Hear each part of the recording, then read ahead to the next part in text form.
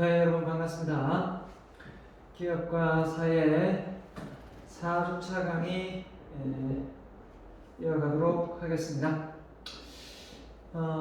이번 4주차 강의 내용은요, 기업과 앞서 기업이 무엇이고 또 그 다음에 사회가 무엇이고 배웠으면, 이번에는 기업과 사회의 어떤 연관성, 상호작용, 이런 부분에 대해서 오늘 배워보도록 하겠습니다.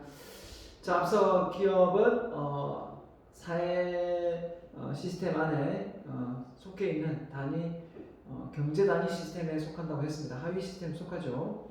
사회 전체를 논할 수는 없으니까 기업이요.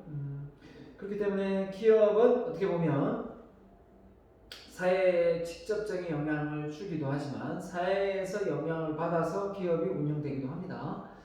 그러니까 어떻게 보면 쌍방이 대등한 관계에서 영향을 준다고 해도 과언이 아니죠. 또 많이 줄 수도 있고 사회가 그렇습니다.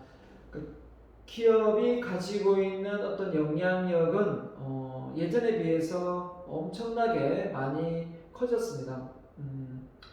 왜 그러냐면 이 기업이 예전 같았으면 그 국내 기업에 한해서 제품과 서비스를 생산해서 판매하고 그쳤겠지만, 지금은 좀 잘 나간다면 거의 글로벌 기업으로 편성되어서 주식도 발행하고 하기 때문에 외국 투자 자금이 많이 들어오지 않습니까? 그래서 외국에 널리 알려지게 되어 있습니다. 그렇기 때문에 사실 우리나라에 잘 나가는 기업이 많이 있지만 그 기업이 사실은 겉모습은 우리나라 것처럼 보이지만 시가총액이나 이런 부분에서 투자금을 또 따지면 상당히 외국에 투자금을 많이 지원받고 기업이 운영되고 있기 때문에 외국 회사라 해도 과언이 아닐 정도입니다.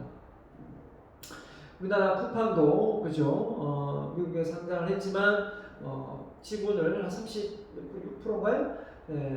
일본 손정희가 가지고 있지 않습니까? 그러면 어떻게 보면 우리나라 겁니까? 일본 손정희 겁니까? 이 정도로 상당히 많이 어떻게 보면 영향을 주고 있는 거고요. 그런 걸 놓고 볼 때 이제는 이 국경을 넘어서 이 기업이 사회적인 영향, 즉 이 전 세계적인 영향을 줄 수 있는 그런 영향력까지 확대되었다.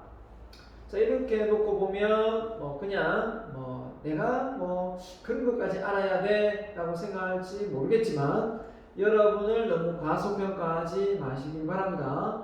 여러분이 또 다른 카카오 CEO가 되지 말라는 것도 없고요. 여러분이 또 다른 어떤 창직을 통해서, 창업을 통해서 새로운 직업을, 비즈니스 모델을 만들어낼지 그 어느 누구도 알 수 없는 겁니다.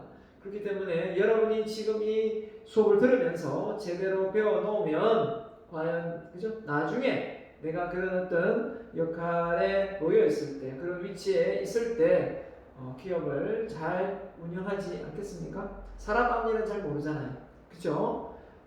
그래서 우리가 배울 때는 대충 배우지 말고 확실하게 배워둘 필요가 있는 것 같습니다. 그래서 이번 장에는요, 기업과 사회의 상호작용 어떤 게 있는지 명확하게 배워보고요. 다음 시간에는 기업과 정신, 기업 경영에 대해서 배워보도록 하겠습니다. 자, 그래서 기업과 사회의 상호작용 이렇게 했는데요. 자, 어떤 상호작용이 있는지 구체적으로 알아보고, 기업에 대한 사회적 이슈, 기대와 이슈, 여기서 말하는 이슈는 어떤 문제죠. 왜 기업이 사회 활동하는 데 있어서 문제가 되는가? 여기 나와 있듯이 이 사회가 요구하는 부분이 있는데 그 시대적인 상황의 요구 조건에 이 기업이 영향력이 부족할 경우에 이슈화 되기 쉽습니다. 맞죠? 어느 기업은 매덕을 사회적인 환원을 하고 나눴다더라 라고 했는데, 그 기업이 훨씬 더 시가총액도 크고 잘 나가는 기업인데 전혀 그런 어떤 사회 환원 활동을 하지 않았다고 한다면 결국은 오히려 그쪽 위치가 낮은 그 회사들보다 브랜드 가치가 떨어지는 그런 상황까지 발생할 수가 있겠죠. 그래서 어떻게 보면 기업을 보는 바라보는 관점 자체가 이제는 단순히 제품과 서비스를 생산하는 그런 어떤 부분만 보지 않고 결국은 이 사회의 영향력을 행사하는 그런 것까지 보게 된다라는 겁니다. 그만큼 파워가 커졌다라고 볼 수 있겠죠. 그러면 뭡니까?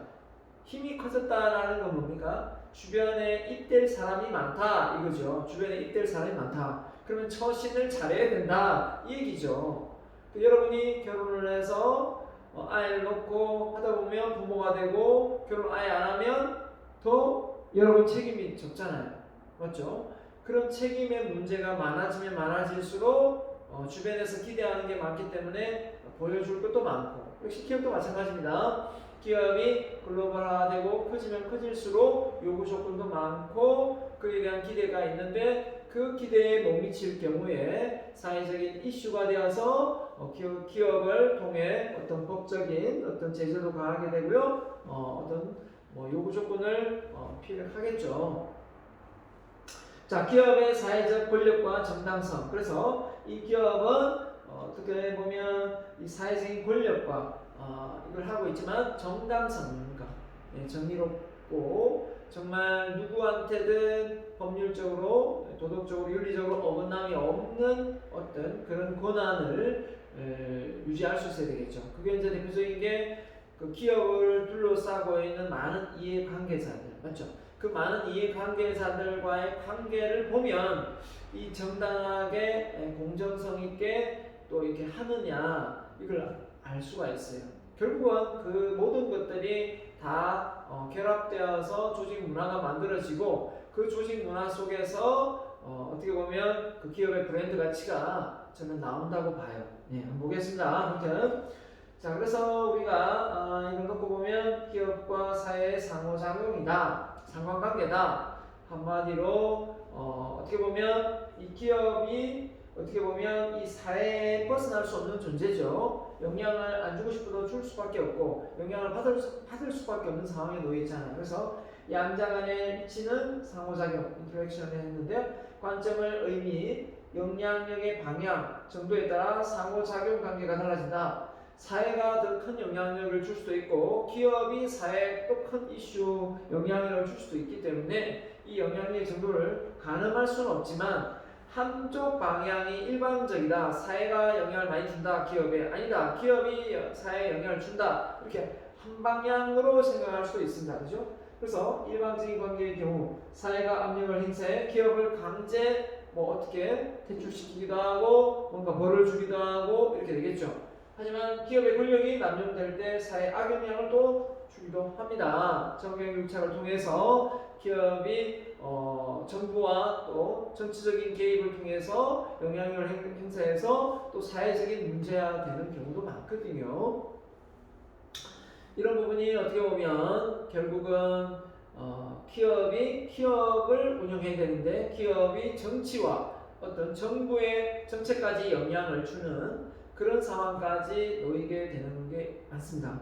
그게 좋은 쪽의 방향이라면 문제가 없겠지만 어떤 개인의 어떤 법인의 어떤 그 이윤을 추구하기 위해서 많은 국민들에게 피해를 주는 상황이라면 이거 문제가 되죠. 이거 문제될 수밖에 없습니다. 그런 부분이 아마 뒤에 이슈화되는 부분으로 나올 겁니다. 그래서 어떻게 보면 쌍방인 경우다. 이거보다는 이거다. 쌍방인 경우 상호 목적 달성을 위해 관계가 죠 기업의 목적 달성은 이윤 창출이고 맞죠? 물론 복지도 있겠지만 사회적인 목적은 공공의 이익이죠. 맞죠? 그러다 보니까 크기의 사이즈 면에서 기업이 가지고 있는 어떤 이윤, 경제적인 이윤보다 사회적인 어떤 그 목적성이 훨씬 더 크죠. 공공의 이익이 주어져야 되기 때문에 그래서 상호 시스템적이고 상호 상등적인 관계다. 그게 똑같다. 이렇게 볼 수도 있겠습니다. 자, 그래서 시스템적 관점에 보면 시스템적 작용이다. 시스템이 뭡니까? 하나 둘씩 연결되어서 작용된다라는 겁니다. 그러니까 사회가 따라둘 수 없고 기업을 따라둘 수 없고 다 연결되어서 있다라는 거죠. 그래서 하나를 상위 시스템을 보고 하나를 하위 시스템을 본다 이렇게 했는데 어떻게 보면 이 사회적인 시스템 속에서 어떻게 보면 기업이 연결되어 있는 거겠죠. 그래서 이걸 하위 시스템을 본다는 겁니다. 기업은 어떻게든 주 목적이 경제적인 시스템 기반의 이윤을 창출해야 되기 때문에 여기에 들어가겠지만 이 기업이 운영되는 시스템이 정부나 가계적인 부분에서 다 영향을 주겠고요. 더 나아가서 사회 전체적인 시스템, 문화, 경제, 자연환경, 기업의 어떤 그 오염 폐수나 공장의 매연이나 이런 게 사회적인 어떤 환경에 지대한 영향을 미치고 원자력 발전소 이런 게 공기업이 또 그 지역 사회 위협을 또 해소할 수도 있고 아니면 그 위협을 줄 수도 있고 과학기술 시스템, 문화 시스템, 정치 시스템 모든 것들이 다 상호 작용하고 시스템적인 부분에서 연결되어 있다라고 보면 되겠습니다. 자, 그렇게 놓고 본다면 이 상등적 관계다 그랬는데 기업과 사회는 대등한 관계에서 상호작용한다는 인식이 더 강하다. 일방적이고 이런 게 아니라 그죠? 그래서 사회를 미시적인 관점에서 파악한 수준에서 상호작용 관계다. 사회적을 그 시적으로 보지 않고 미시적으로 봤다는 거죠. 기업의 시스템이 경제 시스템에 직속되는 관계에서 사회 시스템을 경제 주체에 한정한다. 자, 그 다음에 경영 주체를 구성하는 기업과 다른 경제 주체인 정부와 가계의 상호작용 관계로 바라보는 관점. 방금 했죠. 정부가 있고 있었습니다. 그죠? 가계가 있고. 자, 그래서 놓고 보면 학문적 배경이 뭐냐? 자, 왜 이걸 배워야 되느냐? 기업은 급변하는 환경에 적응하지 못하면 계속 기업이 될 수 없죠. 망하게 됩니다. 기업이 망하지 않으려면 기업은 반드시 이윤을 창출해야 돼요. 맞죠?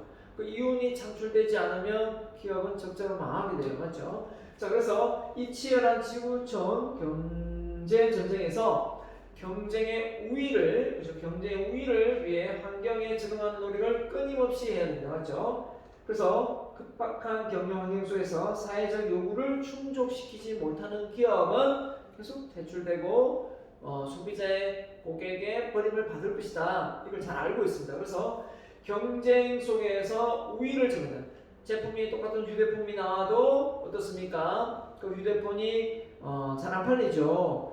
LG 휴대폰을 어떻게 됐습니까? LG 휴대폰이 최근에 사업을 접었습니다. 그 대등한 관계에 있던 LG 휴대폰이 삼성한테 안 돼가지고 삼성만 안 됐습니까? 삼성한테 안 되면 다른 중국이나 그죠? 이런 기업 외국에 수출이 또 잘 되었으면 모르겠는데 역시 또 안 됐습니다. 그렇기 때문에 휴대폰 사업은 접는 걸로 이렇게 결론이 났다고 하더라고요. 자, 휴대폰 이야기하다 보니까 또 삼성하고 가장 또 많이 대등했던 기업인 일본의 소니예요. 소니, 그죠? 그 소니도 휴대폰을 만들고 막 이렇게 열심히 했지만 결국 삼성한테 뒤처지고 결국은 삼성이 전체 시장을 많이 애플과 함께 애플 아이폰과 함께 거의 독점을 하고 있죠. 물론 중국에 휴대폰도 있지만 결국은 정말 이 경쟁에서 우리가 가격이 크게 차이가 없다면 성능 면에서 우세한 거를 우리는 찾게 된다는 거예요. 그렇기 때문에 소비자가 서로가 제품을 사용해보면 알거든요. 어느 게 좋고 어느 게 편리하고 이걸 다 알기 때문에 이 영향력은 어마어마무시하게 클 수밖에 없다.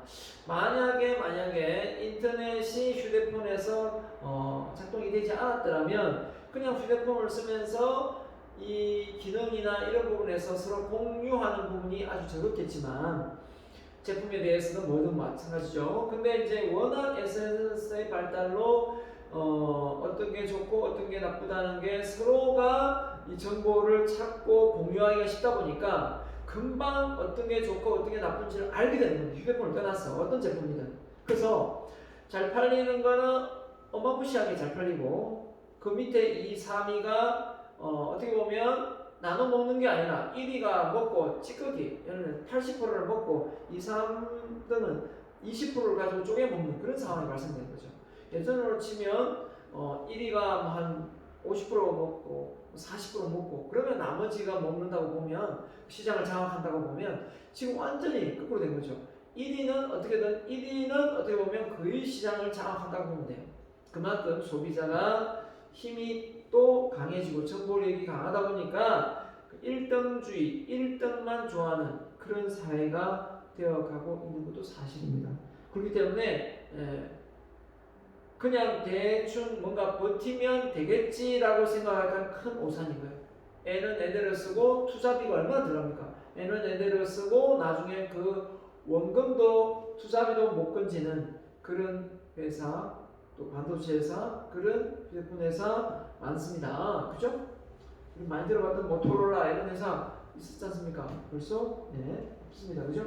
자, 그래서 사회적으로 야기되는 문제를 해결하기 위하여 사회적인 문제의 원인을 규명하고 기업과 사회가 동시에 공존 발전할 수 있는 기업과 사회에 대한 연구를 해야 된다라는 겁니다. 그래서 사회가 기업에 영향을 줄 수도 있고 기업이 사회에 영향을 줄 수 있고 서로 상생하고 잘 되어가는 것이 국가 발전의 경제 성장에 도움되고 그죠? GDP를 올리는 거 아닙니까? 그죠? 결국은 이 기업이 영향을 주는 것 자체가 훨씬 크다 보니까 가면 갈수록 결국은 정부가 기업의 눈치를 보게 되고 정부는 또 기업은 정부의 또 눈치를 보게 되고 이런 상황이 발생되는 겁니다. 자, 그래서 기업과 사회의 학문적 배경 연구 목적 기업의 상위 시스템이 추구하는 공동의 목표를 달성하는데 하위 시스템으로서 역할도 필요하고 상호 경제적, 사회적 교환을 구축하는 상등적 관점이다. 이게 무슨 말이냐? 기업의 상위 시스템이 바로 사회라고 보는 거죠. 그 사회가 추구하는 사회적인 교환, 또 기업이 추구하는 경제적인 교환 관계 이런 것을 대등하게 좀 보자라는 겁니다. 그래서 기업과 사회 목적은 뭐냐? 기업의 목적과 사회적 목적 간의 균형을 유지하는 거. 그 다음에 기업의 사회적 인정을 받아야 되겠죠. 기업이 사회적 인정을 못 받으면 그 기업이 온전한 기업이겠습니까? 경영자의 능력의 향상이다.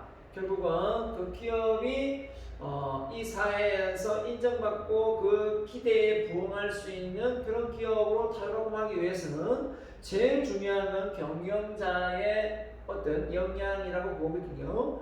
그 역량에 따라서 그 기업의 존폐위기가 나눠질 수도 있거든요. 그렇기 때문에 경영자의 능력 향상, 사회적인 변화에 잘 순응할 수 있고 그 다음에 윤리 경영에 기여할 수 있는 부분이 기업과 사회의 어떤 상호작용 이런 부분 이 부분에 대해서 한번 연구해보자. 그죠? 이렇게 되는 겁니다. 자, 그래서 기업과 사회 연구 목적은 이렇게 하나씩 분리해보면 다음 중 기업과 사회 연구 목적에 해당되지 않는 것을 고르시오 하면 객관식 문제에 많이 출제되는 부분입니다. 기업과 사회 목적의 균형성, 기업이 사회적으로부터 안정, 그죠? 예, 안정이나 어떤 인정 이런 거 관계 안정이죠, 안정 맞습니까? 예, 안정, 사회적인 안정, 예, 인정 이거. 자, 그 다음에 경영자의 능력 향상, 그죠? 그 다음에 윤리 경영의 기여, 사회적 변화의 순원 이런 겁니다. 자, 이런 부분에서 어떻습니까? 기업이 결국은 그 사회로부터 결국은 잘 존속할 수 있는 그 계기가 되겠죠. 네, 그래서 여기 보면 기업 목적은 기업의 균형 발전 목적이 있고, 맞죠? 균형 발전의 목적. 그래서 기업 목적은 아까 말한 대로 영리 추구, 맞죠? 존속과 발전, 가치 극대화, 고객 만족 이런 부분이 있겠죠. 자, 이런 부분이 기업의 목적이라면 사회적 목적은 뭐예요? 공동체 생활을 영위하는 사회 구성원들의 공공의 이익이란 말이에요.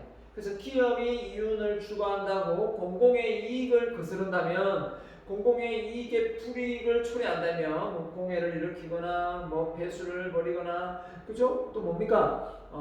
비윤리적인 어떤 거래 공정을 거친다면 결국은 그 기업은 이슈화되고 나중에 법적 제재를 가해질 수밖에 없는 겁니다. 독점하거나 그죠? 네. 그리고 마음대로 가격을 막 독점해서 자기가 없고요. 마음대로 부풀리거나 이러면 안 되겠지 않습니까? 그래서 기업의 사회적 인정입니다. 그래서 기업이 사회로부터 인정받기 위해서는 우수한 품질의 제품과 서비스, 맞죠? 네, 우수한 품질의 제품과 서비스를 제공해야 되겠죠. 정확한 정보, 신뢰 경영, 적정 이윤, 친환경 경영을 해야 됩니다. 만약에 이렇지 않고 이 신뢰가 깨지거나 이 너무 이윤을 많이 보려고 하거나 이 친환경 제품을 만들어내지 않고 이 지구의 오존층을 파괴하는 그런 역할을 한다면 그 기업은 우리가 좋아하지 않을 거예요. 그래서 지금 현재 자동차 시장에 지금 뭐 코로나로 인해서 작년에는 황사가 많이 별로 없었어요. 대기질도 좋았고. 근데 이제 코로나가 좀 풀렸다고 해서 지금 다시 대기질 오염, 환경 오염이 정말 대기 오염이 심하잖아요. 불행히도 그죠? 이런 대기질 오염의 주 원인이 바로 이산화탄소 CO2에 의해서 많이 일어난대요. 그 이산화탄소를 배출하는 게 보통 다 자동차거든요. 또 놀라운 거는 그 이산화탄소를 배출하는 게 소의 또 이 뭡니까? 인분, 인분이 아닌 소의 어떤 배설 이런 부분에서도 나온다 하더라고요. 소를 또 많이 키우잖아요, 그죠? 다른 나라들은. 자, 이런 걸 놓고 볼 때 그냥 단순하게 생각해서 될 부분이 아닌 거죠. 우리가 이 좋은 사회, 이 지구촌 사회를 좀 잘 후손들에게 넘겨줘야 되는데 다 망쳐서는 안 될 거 아닙니까? 그죠? 자, 이런 부분에서 기업을 경영하는 입장에서 또 본다면 기업의 CEO가 마인드가 돈이 좀 들어가더라도 정화장치를 설치하고 배수를 아무 데 버리면 안 되겠죠? 근데 그걸 다 꺼버리고 돈 들어가니까 몰래 뭐 이렇게 점검 나온 다음 틀고 또 꺼버리고 이렇게 된다면 어떻게 됩니까? 울산의 저 삼산 동네에 가면 냄새가 양암동에서 냄새가 너무 심했어요. 여러분 지금 잘 모를 거예요. 제가 여러분 대학생만 할 때 저는 고향이 진주에서 올라왔거든요. 올라왔는데 이 대학교에서 뭡니까? 그런 걸 많이 보고 느꼈어요. 와, 정말 공해가 심해가지고 저쪽은 엄두도 못 냈어요. 양암동 저쪽으로 가면 버스 타고 가다가 버스 문을 닫았다니까요. 버스 문을 못 열어요. 냄새가 너무 심해가지고. 그 정도였습니다, 울산이. 그래서 공해 도시 울산 이렇게 해서 정말 울산은 그냥 공장 지역이다, 지대다 이렇게 됐는데 지금 어떻습니까? 태화강 다 지금 생태계 환경 다 만들어놨죠. 대나무 숲 만들어놨죠. 지금 어디를 가더라도 문 활짝 열고 갈 수가 있습니다. 하지만 저 석유화학단지 근교를 가면 아직도 그 진화 해수욕장 근교를 가면 그 지나갈 때 냄새는 여름에 어쩔 수 없더라고. 아직은 좀 어쩔 수 없고. 근데 많이 좋아졌습니다. 옛날에 비하면 한 20년 전에 비하면 엄청나게 좋아진 거예요. 엄청나게. 저는 그걸 다 봤기 때문에 이 모든 상황은 최고 경영자의 의지와 경영 능력에 기초한다. 그래서 우리 울산 SK가 어떻게 했습니까? 사회적 환원 조건으로 대공원을 기증하면서 울산시에서 그걸 개발해가지고 지금 공원이 탄생한 거거든요. 어떻게 보면 공해를 많이 오염시킨 그 근본 회사가 어떻게 보면 그 지역의 어떤 복지, 어떻게 편의상 어떤 이런 환경의 질을 개선하기 위해서 공원을 기증한다. 정말 좋지 않습니까? 그런 어떤 의미가 참 내포되어 있는 것도 사실입니다. 자, 그래서 경영자의 능력, 이 경영자가 이 기업을 운영할 때 이 마인드가 정말 열려 있어야 됩니다.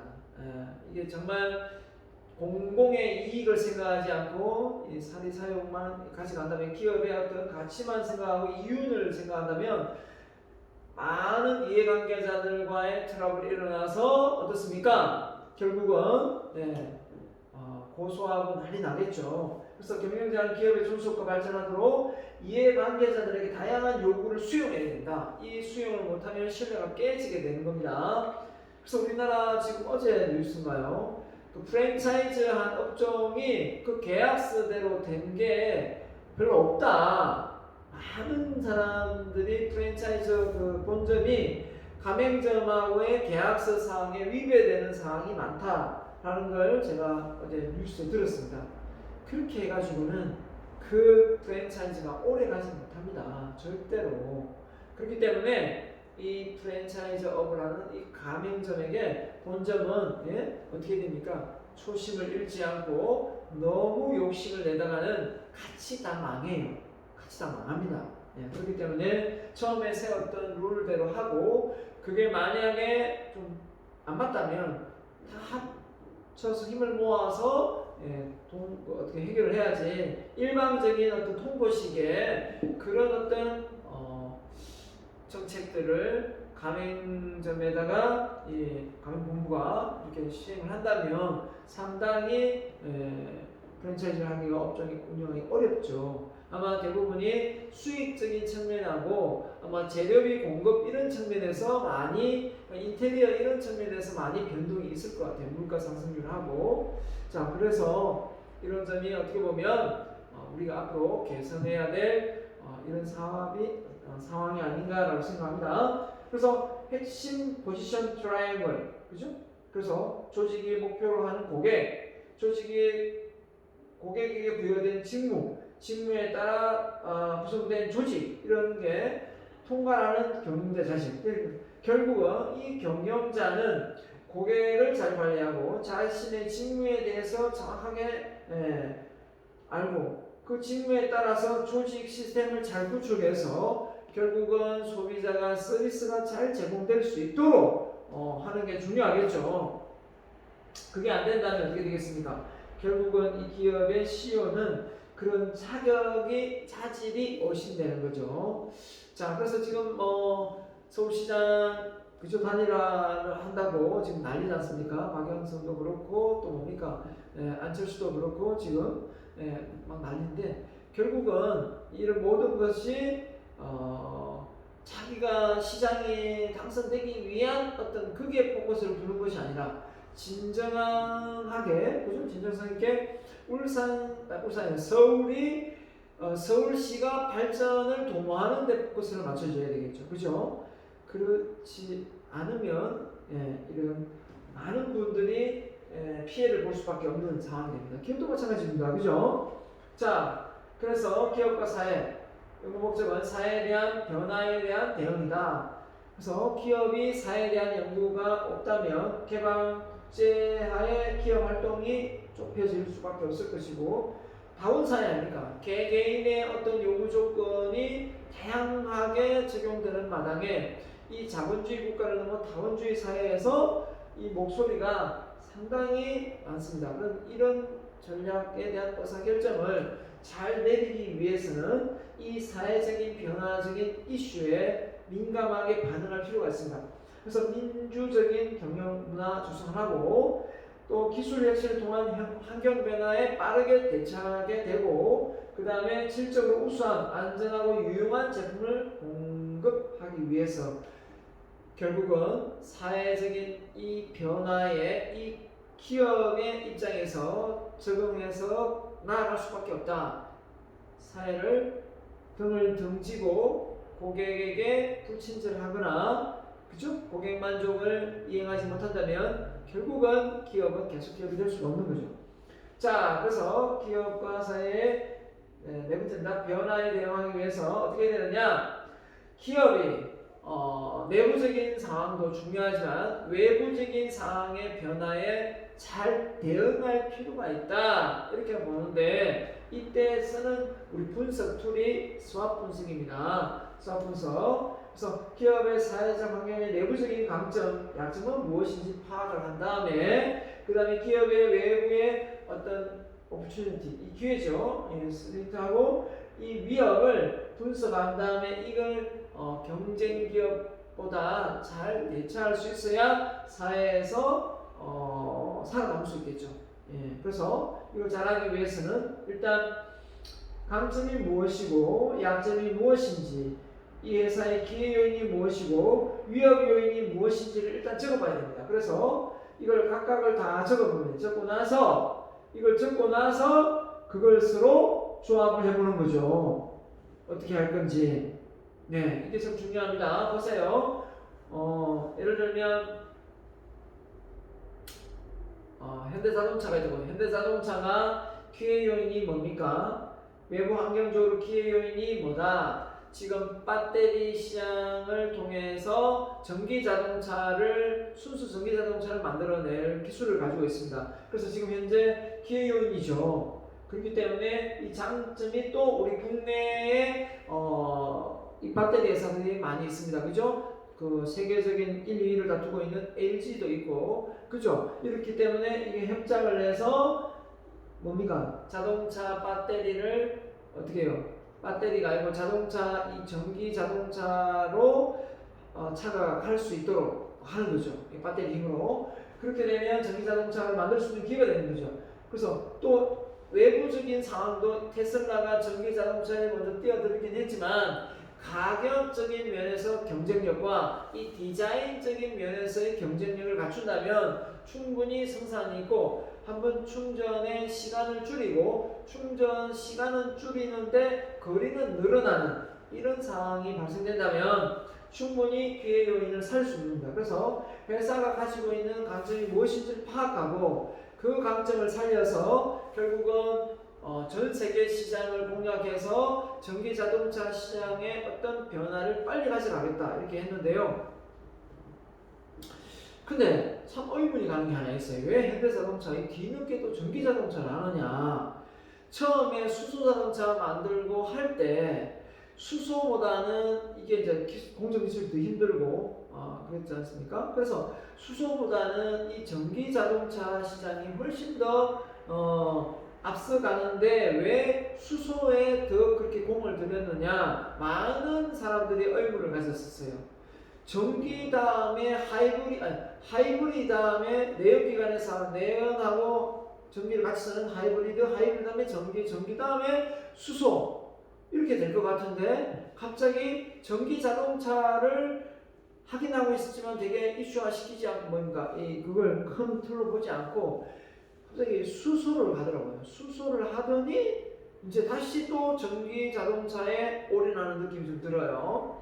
왜 이런 상황이 발생되는가? 그 이유는 내가 현대자동차 관계자가 아니기 때문에 잘 모르겠지만 조금은 아쉬움이 있어요. 훨씬 더 테슬라하고 일찍 더 맞짱 떠서 할 수 있는 기회도 있었는데 왜 그렇게 이 수소 자동차에 시간을 많이 할애했는가?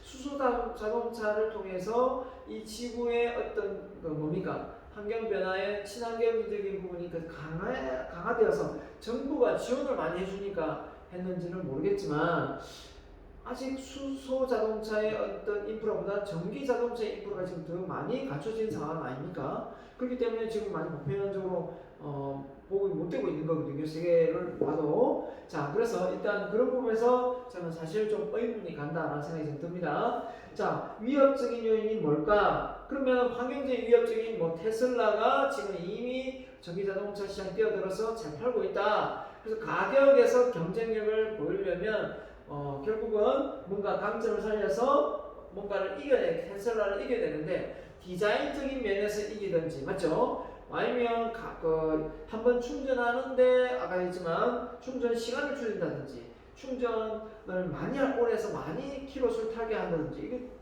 생각이 있어야 되죠.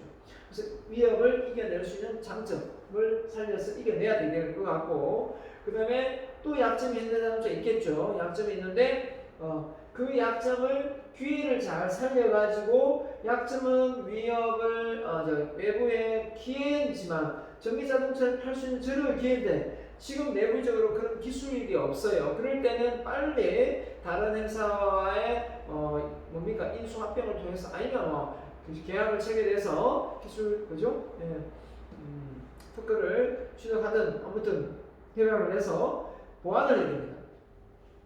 자, 더 큰 문제는 외부의 위협 요인이 되고 또 약점일 경우에는 이거는 이제 어떻게 할 수 있냐? 그냥 현대자동차가 할 수 없으면 아예 위탁을 줘라. 위탁을 줘서 거기에서 제품을 만들면 그걸 그냥 갖다 쓰라. 이게 이제 기회 요인과 위협 요인을 대체할 수 있는 부분입니다.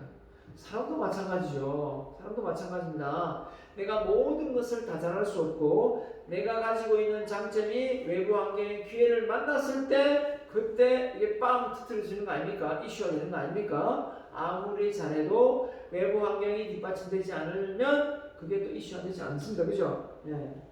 여기서 말하는 이슈는 크게 잘 되는 부분을 이야기합니다. 앞서 얘기했던 그 이슈는 어떤 문제거리 이슈가 될 수 있는 부분이고요. 자, 그래서 환경의 기회, 위협 이런 부분이 다 될 수 있고요. 자, 이게 강점이자 약점이 될 수 있겠고요.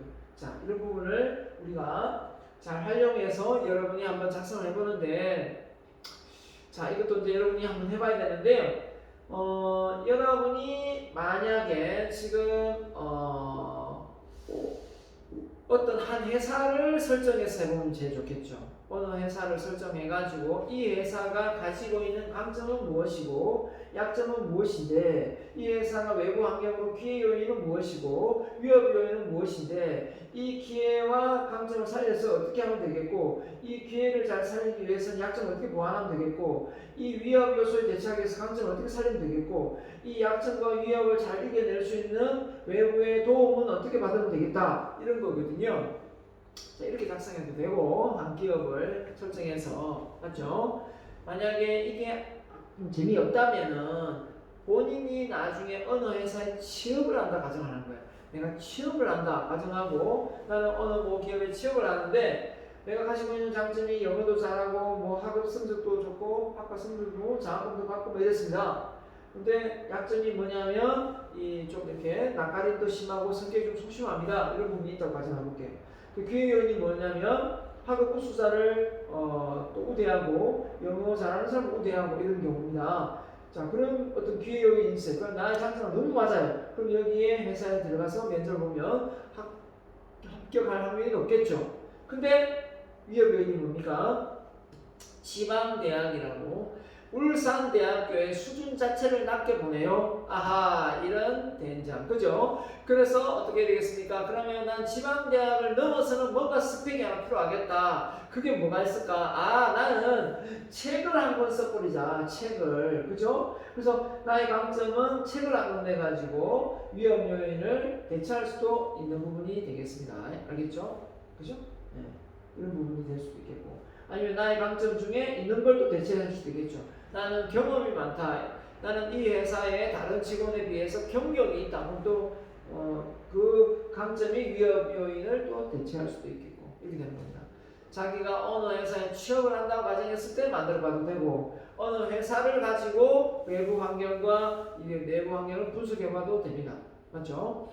자, 그래서 어떻게 보면 지금의 사업 어떤 그 구조 자체가 플랫폼 시장이 많지 않습니까? 그렇게 놓고 봤을 때 요즘에 쿠팡이 미국에 상장도 하는데, 그 쿠팡 같은 회사를 이걸 수학 분석해가지고 맞죠? 수학 분석해서 강점 기회 요인을 살려서 어떻게 하면 되겠다, 어떻게 하면 되겠다, 이렇게 하면 되겠죠.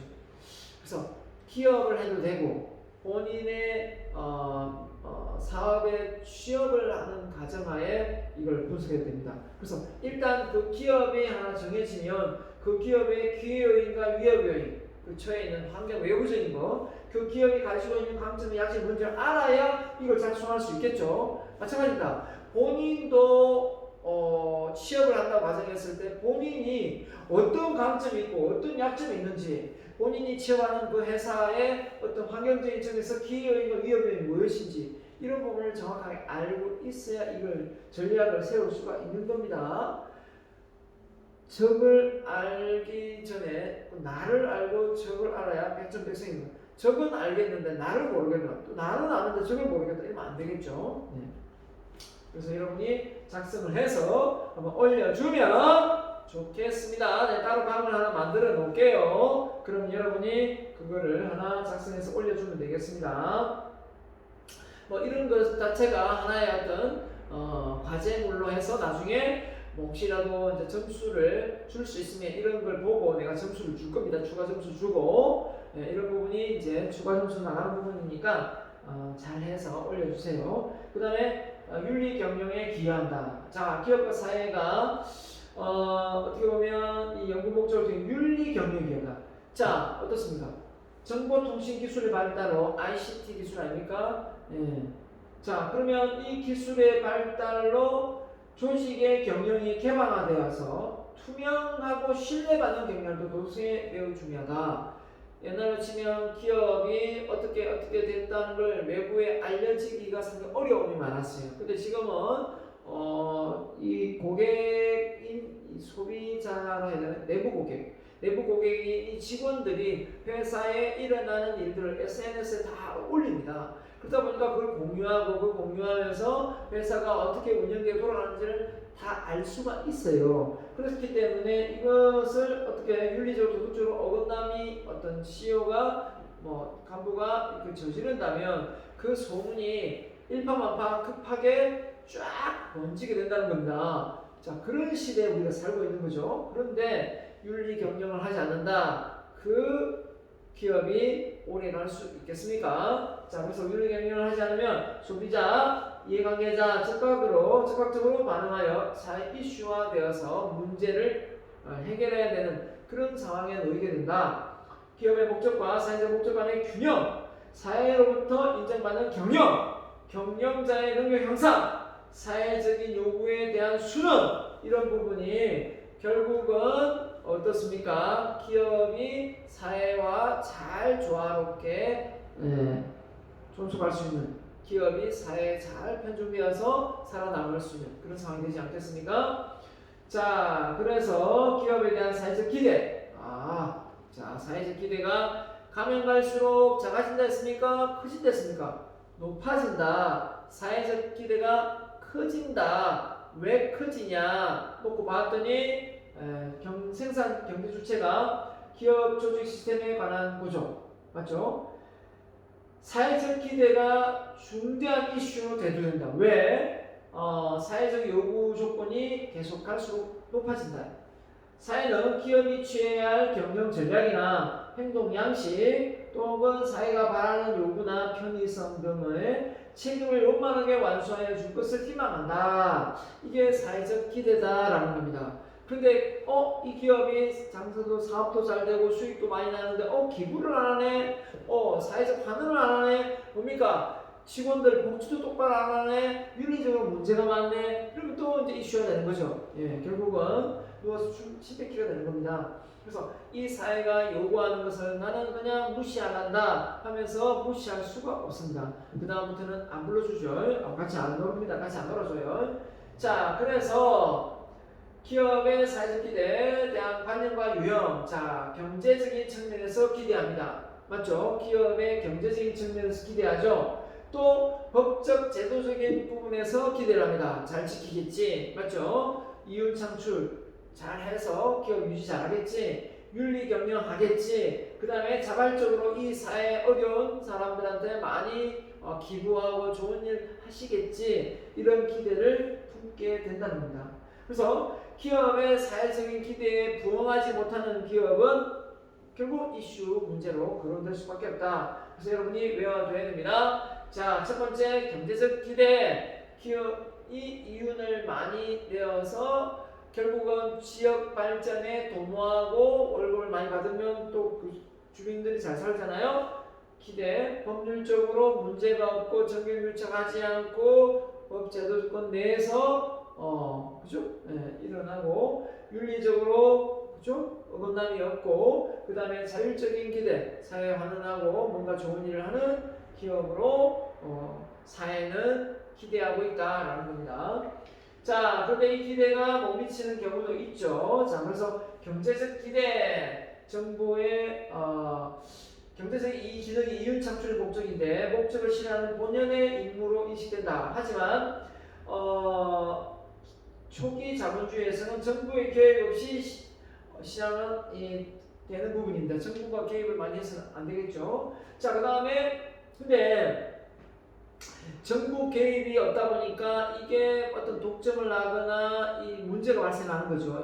이래서 안 되겠다. 그래서 정부가 개입을 하고 또 정부가 너무 많이 개입하니까 또 문제가 되어서 정부가 또 다시 빼고 이런 상황이죠. 그래서 제도적인 기대. 한마디로 사회 전반적인 규범이나 법률 준수, 사회 구성원으로서 되기 위한 기대, 법률적 기대, 수정 자본주의 시대가 일어났던 거고요. 자, 이러다가 이제는 윤리적으로 도덕적으로 어긋남이 없어야 되겠다. 그래서 사회 시스템 구성하고 있는 주체들이 인간, 도리, 봉사, 관행, 질서, 제도, 법률 등 수용을 기대하고 희망하려는 수준이고 자체적인 수행 노력을 요구하고 있다. 그랬습니다. 자, 그래서 자율적인 기대, 이제는 더 나아가서 윤리적 기대를 더 나아가서 기업이 뭐 합니까? 사회 환경에 능동적으로 참여하고 적극적으로 참여한다는 겁니다. 뭐 오염이나 이런 게 되면 직원들 나가서 뛰두르고 캠페인 벌려서 막 휴지 주고 하죠. 순수성, 자발성, 양식적인 수준의 실천을 하고 전략적인 경영활동, 정책 수용, 사회 공헌 활동을 기업 자체 내에서 뭡니까 만들어져서 나간다 이거예요. 자, 그런 어떤 정책들이 이 사회가 기대하는 바를 충족시켜주는 행동이 아닐까라고 생각하는데요. 만약에 뭐 어떻게 보면 돈이 없다 이렇게 하면서 이런 기대 수준에 부응하지 못한다면 그 기업은 망할 수밖에 없는 겁니다.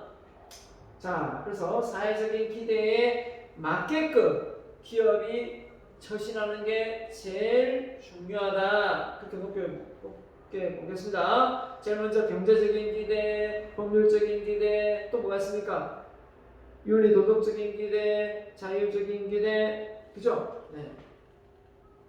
사회적 기대 이슈. 자, 기업의 이슈입니다. 기업 활동으로서 나타난 사회적 성과가 이해관계자 기대치를 충족하지 못해 차이가 발생합니다. 그러면 이해관계자들이 회사를 상대로 고소를 하거나 뭔가 재촉을 하겠죠. 그래서 이거 중요합니다. 사회적 기대 수준에다가 기업의 활동 성과치를 딱 했더니 사회적 기대 수준의 활동 성과치가 어떻습니까? 예, 더 성과치가 크면 되는데 이 사회적 기대 수준이 더 커서 뭡니까? 결국은 못 미치는 거죠. 그러면 사회적 이슈가 될 수밖에 없다라는 겁니다. 기업의 활동 성과치가 더 많으면 사회적 기대하는 것보다 훨씬 더 많은 것을 제공하게 되기 때문에 사회적 이슈가 될 필요가 없겠죠. 자, 그래서 이슈 발생을 하게 되는데 기업 경영의 이해와 기업과 관련된 이해관계자들의 상충되기 때문에 발생한다. 그래서 서로가 신뢰가 쌓이고 서로가 잘 아는 사이면 결국은 이런 부분이 문제가 없을 텐데 약속한 대로 뭔가 실행이 되지 않을 때 결국은 어떻습니까? 이걸 법적으로 처리를 하거나 소송을 준비하겠죠. 자, 그래서 기업과 이해관계자의 상충되는 이해에서 이슈가 발생된다. 서로 의견이 대립되고 안 맞죠? 그죠? 단가를 낮춰라. 더 이상 단가 낮출 수 없다. 이것도 많이 낮춘 거다. 뭐 이런 거 되는 거죠. 자, 기업의 영향이 크기에 비해 상응하는 노력이 부족하면 그래서 안 되지만 기업은 정말 시가총액의 매디를 막 5위 안에 드는데 사회하는 정도는 진짜 중소기업보다 못하다 이러면 얼마나 손가락질 맞습니까? 세바라 있는 돈이 더한다. 와, 저렇게 잘 살면서도 저 정도밖에 사회화를 안 하느냐 이런 욕을 먹을 수밖에 없는 겁니다. 공공의 이익에 관점에서 규제하는 법률, 규정, 제한 등은 제도적인 적용해서 갈등. 그래서 이런 공공의 이익에 위배되는 법률이나 규칙이나 규정을 자기 마음대로 정할 수는 없겠고요. 그 다음에 또 뭡니까? 그래서 근로자, 소비자, 주주 등 이해관계자들의 무리한 요구에 의해서 발생할 수도 있다. 네, 그래서 이런 걸 다 들어줄 수는 없지 않습니까? 기업으로서는 어느 정도 적정 수준에서는 도와줄 수 있는데 이걸 무한정 계속 도와달라고 해서 도와줄 수는 없는 건 현실이거든요. 기업이 망할 수밖에 없기 때문에. 그래서 이 이슈화되는 단계가 이렇습니다. 결국은 이슈의 라이프 사이클을 하는데 이슈가 발생함부터 해결될 때까지의 일반적 과정이다. 도입기 단계에서 정치적 이슈가 되기도 하고 정부 이슈가 되기도 하고 나중에 결국 안 되니까 법적으로 넘어간다. 법적 이슈가 되어서 결국 순환기를 맞추면서 마감한다 라는 겁니다. 그래서 주변 사람들과 이렇게 갈등의 솜씨가 많거나 싸우게 되면 이런 상황이 발생될 수 있습니다. 그래서 우리가 이런 부분을 조심해야 되겠죠. 자, 그래서 사회적 이슈의 라이프 사이클 뭐냐? 이슈가 발생부터 해결까지 일정한 과정이다. 자, 그러면 사회적 이슈 라이프 사이클 도입기 방금 했죠. 정치, 정부, 법적 이슈, 그 다음 뭐였죠? 네, 이슈 순환기 해서 마무리되는 건데, 자, 도입기 이해관계자의 이슈. 기업의 목적을 수행하는 과정에서 이해관계자가 기대하는 일정 수준에 미치지 못하는 경우 발생합니다. 왜 이런 걸 보내지? 왜 이 정도지? 이렇게 되겠죠.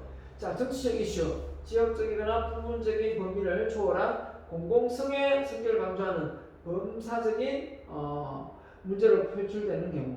그래서 정치적인 이슈. 그죠? 정경 유착하면 안 되겠죠. 정부의 이슈. 사회적으로나 국가적 차원에서 가치 수준에서 문제나 갈등을 이해하는 이슈. 자, 사회적으로 우리나라에 대한 이미지나 그죠? 이런 게 국가적인 차원에서 뭔가 평가절하되는 그런 상황도 말씀드리겠죠. 자, 그 다음에 법적 이슈. 법적인 심판을 통하여 이슈를 풀어나가고자 하는 내용입니다. 자, 이슈의 순환 게 정치, 정부, 법률 과정을 거치면서 이해관계자를 상호간에 조정과 타협을 거치면서 접점을 찾아가는 단계이다. 맞죠? 접점. 자, 그 다음에 넘어가겠습니다. 그래서 기업의 사회적 합리성, 합리성을 줘야 된다. 합리성이 뭔가요? 어느 부가 어느 한쪽에 치우치지 않아야 되겠죠? 이해를 돕고자 합니다. 자, 이해 어떻게? 이해관계자 상호간의 존중. 이해관계자 공급업자, 그죠? 생산업자, 공업자, 생산업자, 도매상, 또 예를 들면 유통하는 부분도 있을 수 있고 또는 최종 소비자가 있을 수 있겠지만 이해관계자들 관계에서 은행도 있을 수 있고 투자하는 회사도 있을 수 있고 맞죠? 여러 가지가 있거든요. 이해관계자들의 상호간에 존중하는 자세, 존중 중요합니다. 이해관계자들의 상호간에 갈대등한 관계, 그죠? 누가 낮고 높음이 없는 거죠. 이해관계자 상호간의 가치의 공유. 내 생각은 이렇습니다. 당신 생각은 어떻습니까? 이렇게 되는 거죠. 그 다음에 신뢰할 수 있는 정확한 정보의 공유. 맞습니다. 신뢰할 수 있습니다. 그 신뢰할 수 있는 부분이 뭐냐면, 그죠? 결국은 고객이거든요. 자, 변화하는 관계자들의 기대 예측. 변화하는 이해관계자들의 기대 예측. 이 부분까지 사회적 합리성의 이해 부분에 해당됩니다. 자, 그래서 기업사회 시스템 합리성은 완전하지 않다. 충돌 가능성은 언제나 존재한다. 이 세상에 명답은 있을 수 없으니까, 그죠? 그래서 이해관계자들의 조화를 위해서는 공공의 이익을 전제로 각자 역할에 충실해야 된다. 아하, 기업이 운영하는데 이해관계자들 많은 은행들부터 해가지고 많은 직원들이 있겠지만 그 사람들과의 조화를 이루려면 개인의 이익이 아니라 공공의 이익을 도모해야 된다 이겁니다. 그래서 기업은 이해관계 집단이고 윤리 경영, 친환경 경영 하는 거 맞습니다. 능동적인 사회에 참여합니다. 그죠? 수동적으로 하진 않죠. 하지만 일반 이해관계자의 집단의 적극적인 참여, 기업에 대한 공정한 판단, 맞죠? 객관적인 기대와 지지, 이렇게 되는 겁니다. 그래서 어떻게 보면 이게 기업이 가지고 있는 부분하고 사회가 가지고 있는 부분하고 좀 다르죠, 그죠? 네. 자, 그래서 기업의 거대화, 기업이 거대해진다는 것은 기업이 사회적인 역할에 첨가되고 있다라고 보는 건데, 기업이 사회적 역할 권한 남용 이러면 안 되겠죠. 사회적 기대와 압력을 다해서 사회적 이슈가 발생할 수 있습니다. 그래서 사회적인 참여 기대, 사회적인 참여 요구 압력 이게 필요합니다. 자, 그래서 corporate force 했는데 기업이 보유한 능력을 개인, 단체, 조직, 사회에 미치게 하여 영향력을 행사하는 것이다. 자, 이거에 심도 있게 해야 되겠죠. 자, 그래서 기업이 보유한 능력을 개인, 단체, 조직, 사회에 미치게 하는 영향력이다. 이걸 아무나 할 수 있다고 해서 아무렇게 하면 됩니까? 안 됩니까? 그 지역사회에 엄청난 피해를 초래할 수가 있죠. 그러면 안 됩니다. 기업이 경제활동을 통하여 사회 전반에 영향을 미칠 수 있는 능력이나 힘의 작용 행위, 경영 목적을 달성할 수 있는 능력으로 작용하고 사회적으로 정당성을 인정받아야 한다. 그랬을 때 기업의 권력도 인정되는 거지, 정당한 방법이 아닌 편법을 써서 관리를 한다면 이건 전혀 안 되겠죠. 그래서 기업의 권력은 어떻게 된다? 경제적 권력, 정치적 권력, 기술적 권력, 문화적 권력, 사회적 권력. 와, 이렇게 해서 기업은 전부 다 생산 시스템으로 다 연결되어 있다. 그래서 기업은 역시나 이 사회의 연결고리 역할을 하면서 온전한 어떤 기업은 아니고 이 사회에 주고받고 영향을 주고받을 수 있다. 네. 경제적 권력입니다. 자, 기업 권력은 했습니다. 경제적 권력은 뭡니까? 기업이 가지고 있는 목표인 제품과 서비스를 잘 만들어서 파는 거죠. 그래서 유통 잘 시키고 소비자에게 속이지 않고 이걸 잘해야 됩니다. 이게 기업의 권력이죠. 그래서 경제적 권력입니다. 그래서 사회 경제 상황에 미치는 힘. 자, 이 제품과 서비스를 거짓 부름으로 만들어가지고 사회 사람들에게 이거 속인다. 그래 보세요. 얼마나 이 허탈감 들겠습니까? 그러면 무너지겠죠. 자, 그래서 결국은 기업이 잘 되어야 지역 경제도 잘 살 수 있다. 삼성이 우리나라 기업에게 얼마나 좋아요. 그런 것처럼 기업은 사회적 메커니즘 속에서 경제적 권한을 행사하며 동시에 경제적인 주체 역할을 수행한다. 네, 그래서 기업의 권력 이전을 얘기했고요. 두 번째는 기업의 권력에서 바로 사회적 권력입니다. 기업이 가지고 있는 이 사회적 힘은 또 막강합니다. 자, 사회 시스템 각주의 주체에 영향을 미치는 것을 의미 맞죠?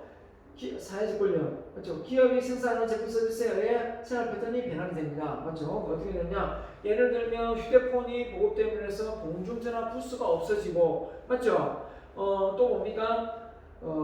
전기 자동차가 많이 만들어지면서 앞으로 석유 이 내연기관의 주유소가 없어지고 이런 거죠. 생활 패턴이 완전히 달라지겠죠. 지금 달라진 게 뭡니까? 유튜브의 어떤 활약으로 TV의 어떤 일반 시청률이 떨어지는 것도 있을 수 있고, 맞죠? 또 문자 서비스를 많이 하다 보니까 이 안구에 영향을 줄 수도 있고, 맞죠? 자, 대기업은 사회 전체나 지역 사회가 발전하거나 쇠퇴하는 핵심적인 힘으로 작용한다. 자, 그래서 우리가 사회에 잘 적응할 수 있어야 됩니다. 사회에 버림받으면 안 돼요. 자, 그 다음에 이제 정치적 권력입니다. 자, 이 정치를 하란 얘기예요? 아니죠. 정치를 하란 얘기는 아니고 기업 활동과 관계되는 정치적 수단으로 대하여 기업 활동이 어긋나지 않도록 하는 얘기입니다. 그래서 기업이 자기가 할 경제적 측면에서 권력을 행사해야지 이 정치적인 부분에서 권력을 행사하면 정치를 하려고 하지 않겠습니까? 기업을 냅두고 그러면 나중에 이 기업이 정권이 바뀔 때는 거의 같이 망한다 이렇게 보면 됩니다. 그죠?